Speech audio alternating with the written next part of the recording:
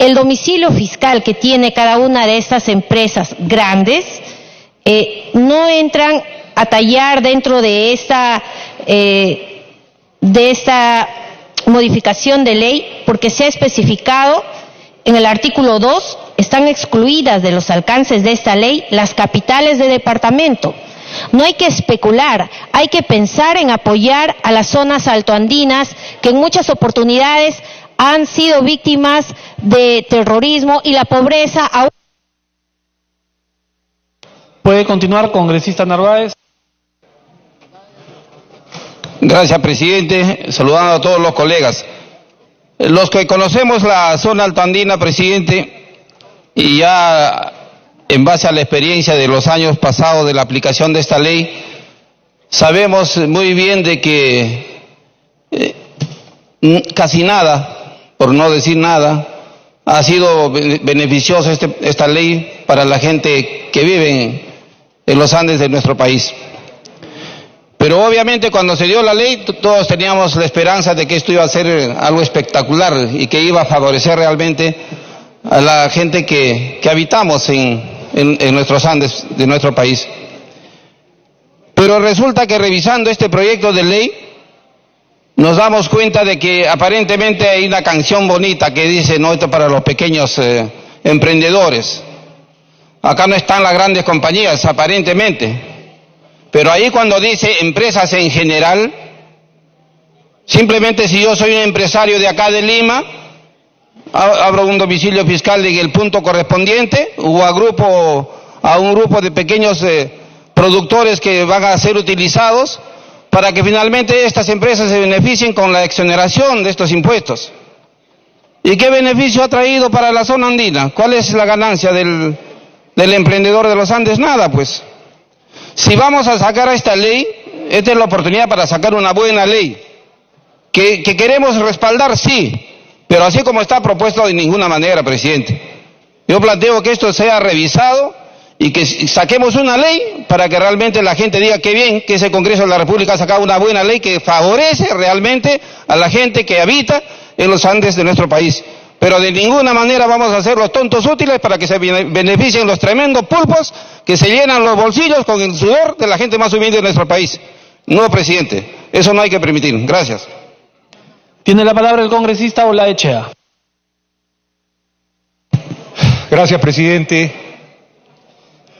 Dicen que el tiempo es una magnitud que recién comenzamos a entender. Lo que tenían claro los agustinos es que este no regresa. Pero el tiempo nos deja enseñanzas. Y me encantó escuchar al congresista Rosas aclarar que el Perú también produce lana bovina. Nos hemos olvidado. Ya nos olvidamos, porque inventamos el Perú cada cierto tiempo y cada cierto tiempo nos olvidamos de lo que sabíamos hacer. Hoy Argentina produce 33.000 toneladas de lana de bovino. El Perú en el año 60 producía 5.700 toneladas de bovino, de lana de bovino. ¿Y qué pasó? Nos hemos olvidado que había lana de bovino en el Perú. Parece fascinante. Me parece maravilloso. Poco a poco, cada revolución, cada cambio de estructuras, y nos olvidamos de lo que hacíamos. Y nos inventamos de nuevo. Y cada vez nos inventamos peor. ¿Qué pasó? Entonces, estamos un grupo de gente estudiando este tema. Y en el año 57, estos grupos de criaderos bovinos en lo que se llamaba la zona del frío, que es la Puna. Hoy el 0,9% del Perú vive en la Puna y la mitad en Ananea. Pero lo interesante es que habían sueldos y salarios, habían impuestos, y uno tenía que acercarse al juez para poner el timbre pro desocupados. Había formalidad, oh sorpresa. Es cierto que también habían en ciertos lugares explotaciones que venían de la época de las comunidades de Castilla-La Mancha. La comunidad indígena no es un invento peruano, es un invento de la comunidad de Castilla-La Mancha de España. Ese es un modelo traído de España. Es interesante, muy interesante. Pero ¿a qué voy? Perdón, ¿me pide la palabra la congresista Cecilia Chacón? Congresista Chacón, ¿tiene la interrupción? Ya. ¿Ah? ¿Cómo si Claro. Gracias, señor presidente. Yo le pido las dos interrupciones, no sé si me las podrá conceder.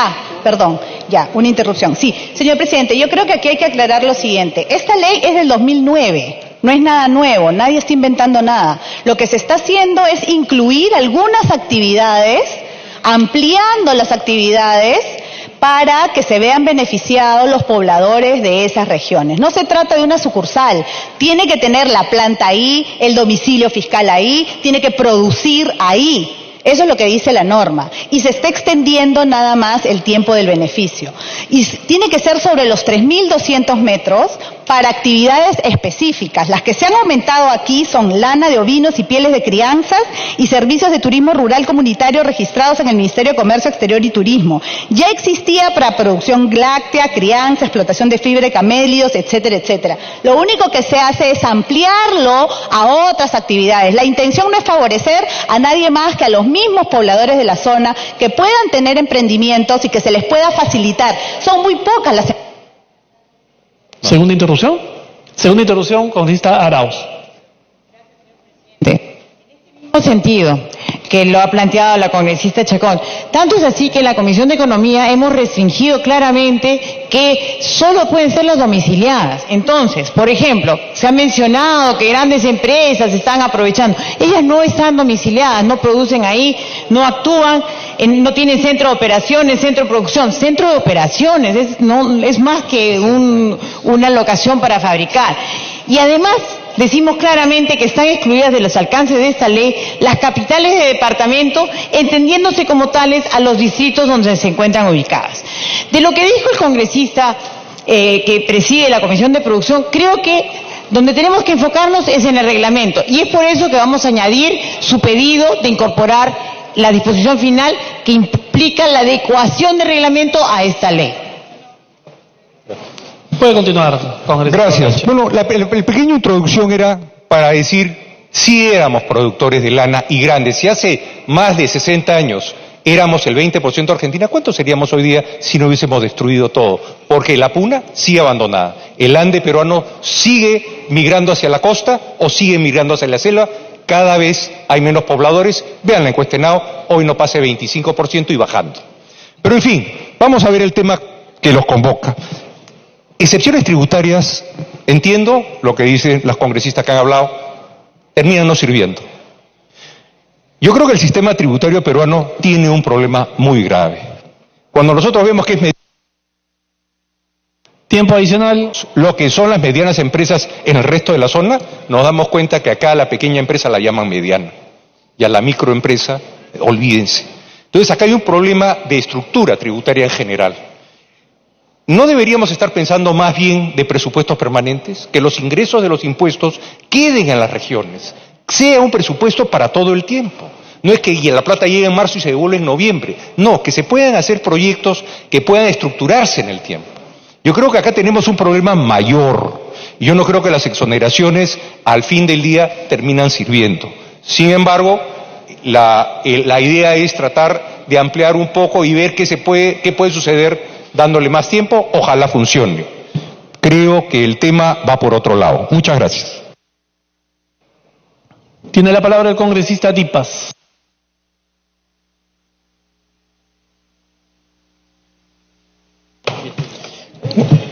Gracias, presidente. Gracias, presidente. Lo primero, presidente, yo quiero hablar sobre las potencialidades que tienen las zonas altoandinas. Hay recurso hídrico, y aquí dice de piscicultura. Hay campos, inmensas mesetas, presidente, para poder hacer la reforestación.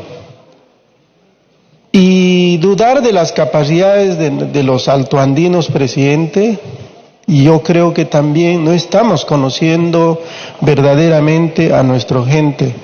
Presidente, para mí esta es una herramienta legal que permitiría a las comunidades campesinas, que actúan muchas veces como empresas comunales, como asociaciones, pero finalmente están haciendo empresa, porque la condición que le ponen las empresas para comprarle sus productos, les piden factura, señor presidente, y están actuando como empresas, señor presidente. Entonces, aquí también se está limitándose a los 2.500 metros sobre el nivel del mar. Pongo el ejemplo de La Palta, señor presidente. A esas alturas está en los valles interandinos, produce la palta. Es uno de los productos bandera que en este momento se está exportándose. A este cultivo me pareciera que no les estaría dando el beneficio, presidente. Presidente, el congresista Lapa me pide una interrupción. Congresista Lapa, tiene interrupción.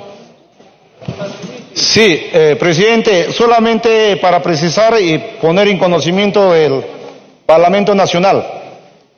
A veces uno se pone a pensar y uno observa en su región. En mi región de Huancavelica, creo que es bien sonado también por la región de Ica, la laguna de Choclococha. En la laguna de Choclococha hay una empresa chilena,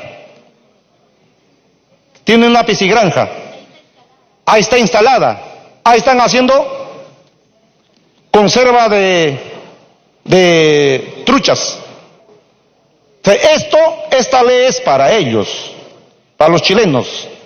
Y así sucesivamente hay empresas también en otras actividades, en otras regiones. O sea, yo me pongo a pensar, vamos a beneficiar a los capitales chilenos que exonerando impuestos. Gracias. Congresista Dipas, puede continuar.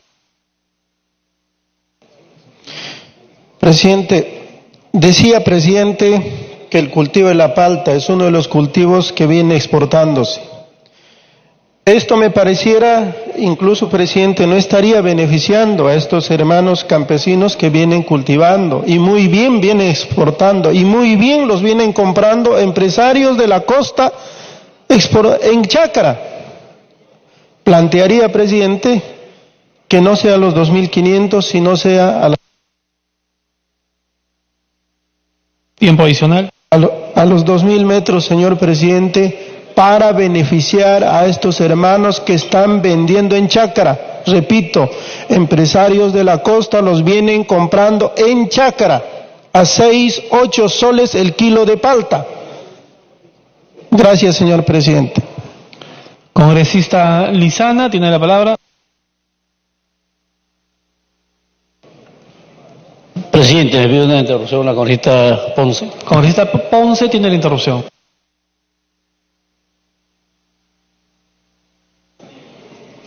Gracias, congresista. Gracias, presidente.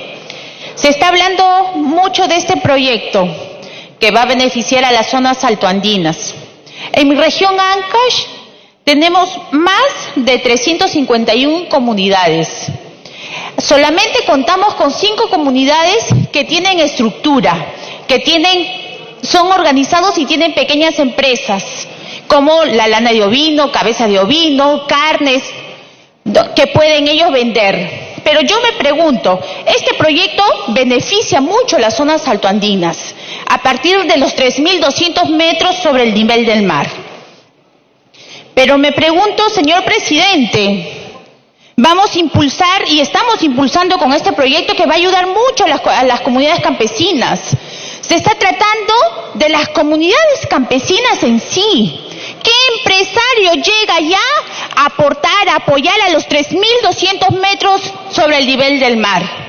Creo que muchos de nosotros no conocemos las zonas altoandinas, no caminamos por ahí. Y es cierto que ahí está la extrema pobreza y necesita de este proyecto del cual nosotros le estamos poniendo muchas aristas, muchas quejas. Estamos criticando sin saber y haber caminado que son ellos los que se van a ver beneficiados. La comunidad de Ekash en Ancash cuenta más de 20.000 comuneros. Tienen más de 10.000 cabezas de ovino, pero hasta ahora no logran un mercado para que puedan ellos vender esa lana, señor presidente. No, y eso también tenemos que impulsar nosotros como congresistas, ver también un mercado. Yo estoy totalmente de acuerdo porque es momento, y felicito al autor, felicito a las comisiones que se han puesto la mano al pecho y trabajar para las zonas que más necesitan. Gracias, señor presidente. Congresista Lizana, puede continuar. Muchas gracias, presidente. Vengo de una zona rural, especialmente de Huarmaca, la provincia de Huancame, la Sierra de Piura, y al escuchar a muchos colegas y algunos que hablan de la empresa, el abuso que hablan, pareciera que quisieran que no exista estas exoneraciones para las empresas comunales, pareciera que no, en la idea general, no quisiera que se solucione el problema de los pobres para que tengan sus votos, para que todo el tiempo tengan descontentos y puedan tener votos. Porque algún día solucionen el problema de los más pobres, segura no tendrán ningún congresista aquí en este Congreso de la República. Yo estoy de acuerdo, presidente, con esta norma, y lo que pido a la representación nacional y pido al autor, pido a la presidenta de la Comisión de Economía, para que se baje el nivel de 2.500 sobre el nivel del mar, que debe bajar si fuera posible, y si queremos salir de esta pobreza, si queremos tener menos gente en el programa Juntos, si queremos tener menos en pensión 65, bajemos a 1.800 metros sobre el nivel del mar para empezar a trabajar con esas comunidades campesinas que hace muchos años les dieron la tierra, pero no les dieron las facilidades de poder progresar. Las comunidades campesinas están ahí con la tierra. Un beneficiario del programa Juntos mínimo tiene 2 o 3 hectáreas, pero ni siquiera puede reforestar, ni siquiera el Estado lo ayuda. Y he escuchado aquí a congresistas que no quieren, lo suman, se ponen a sacar cuentas. Más bien saquen la cuenta de esta cantidad de pobres que solucionaríamos. Imagínense si esta ley se acompañaría con una norma especial de cooperativas para comunidades campesinas. Imagínense a dónde llegaríamos. La patria estaría avanzando. Por eso le pido a la representación nacional que más bien bajemos de 2.500 a 1.800 sobre el nivel del mar, para empezar a trabajar, para empezar a hacer el desarrollo desde nosotros mismos. Muchas gracias, señor presidente. Tiene la palabra el congresista César Villanueva.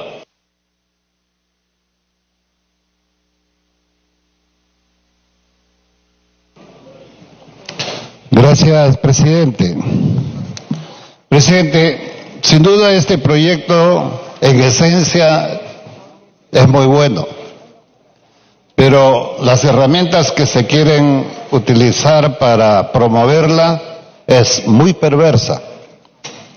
Las exoneraciones como sistema, presidente, en la Amazonía o en las zonas altoandinas no funcionan. Son terriblemente perversas y le voy a explicar por qué.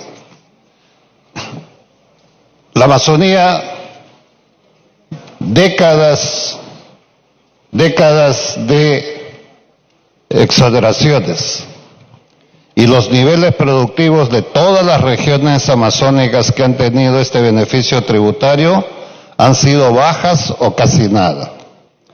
Y esas las ha vuelto absolutamente dependientes de la producción externa a la que tenían que cobrar.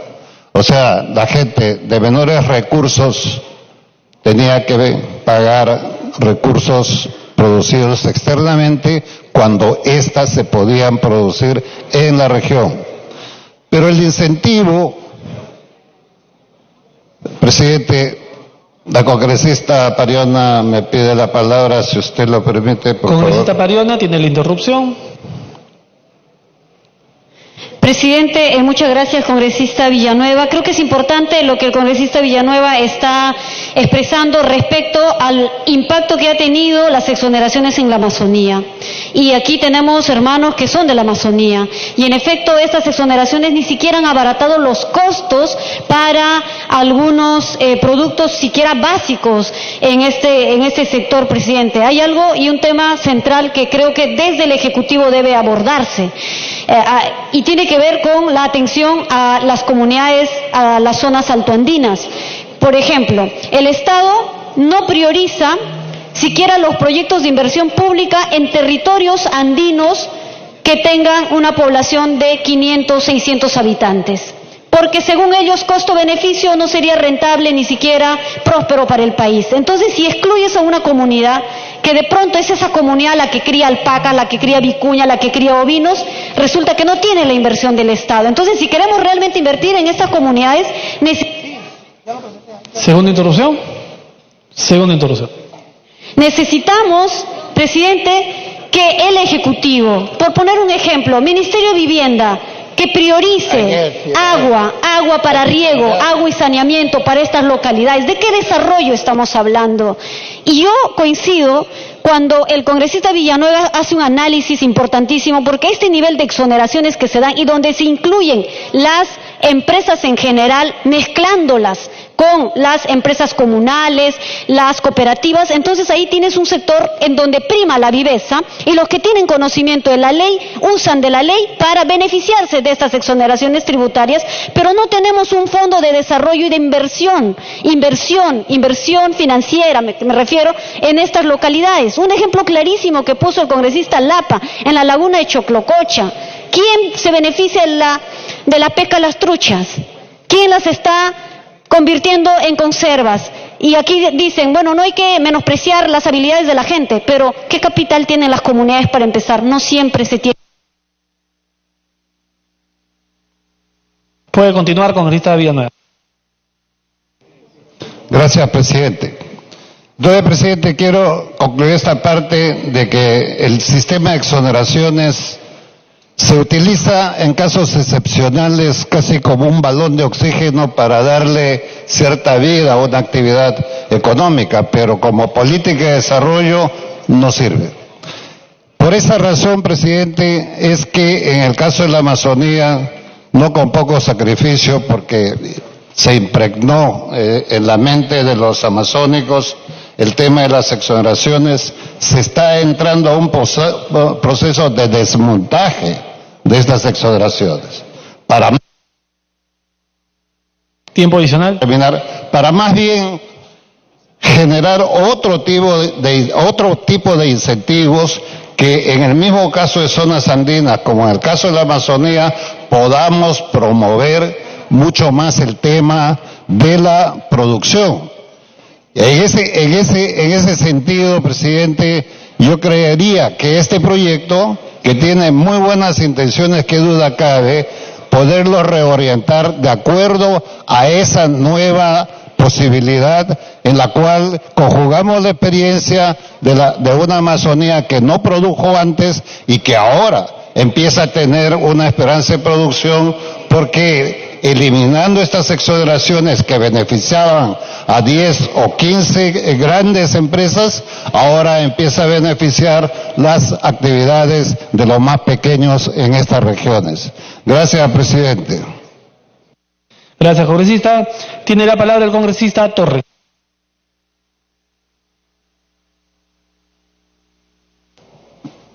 Gracias, presidente. Presidente, permiso para poder proyectar una imagen, presidente, que creo que nos va a poder esclarecer el tema. Autorizado. Gracias. Presidente, allá en el año 2009 o 2010 sale esta ley, una ley de promoción de la zona altoandina. Y la verdad que a muchos nos emocionó, porque era una ley que traía a dos grupos de beneficiarios. Por un lado, tenías a las pequeñas microempresas, cooperativas, comunidades, y a ellos lo único que le pedías para acogerse a los beneficios es que estuviera por encima de los 2.500 metros sobre el nivel del mar. Nada más, presidente. Era lo único que se les pedía. Y había un segundo grupo, que eran las medianas y grandes empresas, que les decían a ellos, ojo, si tú quieres acogerte a este beneficio, ya no 2.500 metros, sino 3.200 metros. Ya no para todas las actividades, sino para un solo tipo de actividades.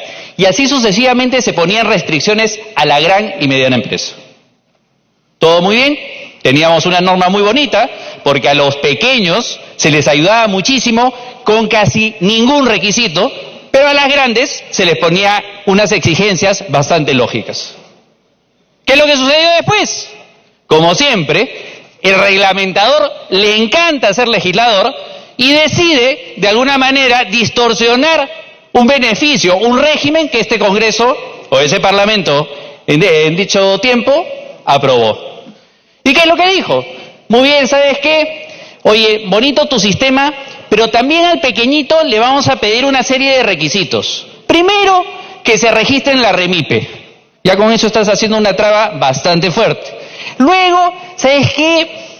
No me gusta que esté tan libre. Mejor que solamente sea para ciertas actividades. Señores congresistas. Tiempo adicional. Esto para los pequeños no tenía restricción en actividades. Quien lo restringió fue el reglamentador. Y eso está mal. El reglamentador también empezó a poner otras consideraciones adicionales, como por ejemplo que el pequeño también tenía que cumplir con un ratio de productividad. Es decir, estaban haciendo que el beneficio bien pensado por un parlamento, atendiendo principalmente a los pequeños, no llegue a ser beneficioso para ellos. ¿Por qué hago esta reflexión? Porque yo coincido. Yo creo que este beneficio es importante para las pequeñas, para los micro. Pero, señor presidente, por más que nosotros hagamos esas precisiones, si acá no dictamos una ley clara en donde se precise los límites claros para que el reglamentador no haga lo que le dé la gana, no vamos a avanzar.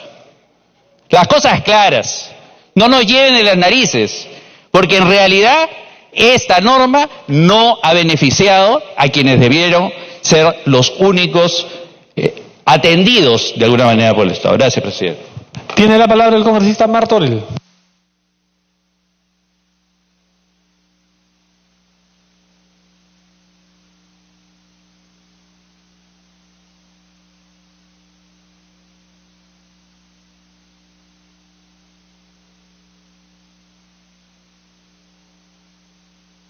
Una interrupción la congresista Mercedes Arauz. Congresista Arauz tiene la interrupción. Gracias, señor presidente. Entiendo lo que plantea el congresista Torres, y es cierto, pero hay que tener claro que tenemos que tener un registro de MIPES para poderlas tener incluidas dentro de un registro para que podamos exonerarla tributariamente. Eso no es un exceso de pedidos. Hay que revisar el reglamento y sugerirle al ministerio que lo revise definitivamente, porque hay espacios donde se debe fortalecer la capacidad de que aumenten las productividades de estas empresas y se les facilite su desarrollo. Pero siendo honesta, cuando vemos las estadísticas desde 2010 a esta fecha, la mayor parte de las empresas son microempresas, pequeñas empresas y creo que 7 al final medianas. Entonces creo que sí hay beneficios. Y yo quisiera decir algo, es como cubrir vacíos. Si vamos a decir que sean un montón de empresas que estén arriba, va a ser bien difícil que lo logremos, porque es muy costoso estar en esas zonas. Por eso, ampliarlos a este grupo de empresas comunales, que probablemente sean medianas. Segunda interrupción.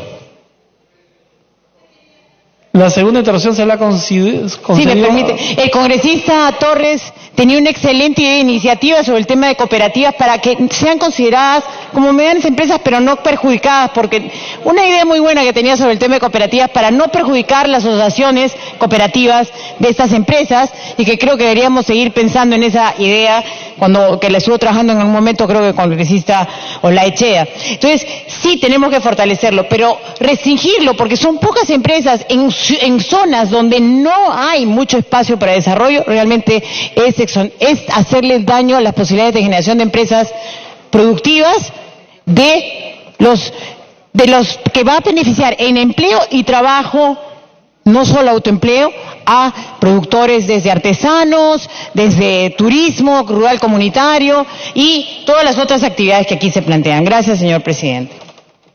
Pues, tercera interrupción por excepción, congresista Torres. Gracias, presidente. Gracias, congresista. Claro, suena como que es una exageración decir, oigan, pero si se les está pidiendo inscribirse en un registro no debe ser tan malo. ¿Saben lo que sí es una exageración? Que a los pequeños se les diga que se tienen que dedicar a determinadas actividades y que este régimen, por ejemplo, haya excluido a quienes crían cuyes. O sea, me van a decir, la crianza de cuy no sería una de las actividades que naturalmente este beneficio, este régimen debería acoger. Es por eso que digo que el reglamento tiene graves fallas y creo que debemos modificar la ley para corregirlo, para no darle ese espacio al reglamentador. Gracias, presidente. Congresista Martorell, puede continuar. Gracias, presidente. Bien, creo que estamos llegando a un consenso que es una ley que es importante, es necesaria, pero que efectivamente no ha entrado en vigencia, no ha entrado efectivamente a beneficiar a quienes debería beneficiar. Presidente, las exoneraciones, si bien es cierto, se ha escuchado esta tarde, que no es un sistema muy bueno, pero sí es necesario para arrancar un proceso productivo, para arrancar una actividad económica en sitios donde nadie o muy pocos, prácticamente casi nadie quiere invertir. Y eso sucede principalmente en la parte altoandina y gran parte de la Amazonía. Entonces, si el Estado, o producir, instalarse en una zona de esta naturaleza, presidente, hace pues que los costos de producción sean mayores. Y si el Estado no está entregando situaciones como energía, como agua y otras facilidades, a veces conectividad, etcétera, entonces, lógicamente que a través de una exoneración por un tiempo determinado, no indefinidamente, por un tiempo determinado, pueda tener las exoneraciones justamente para cubrir los sobrecostos o los mayores costos que significa producir en una zona de esta naturaleza.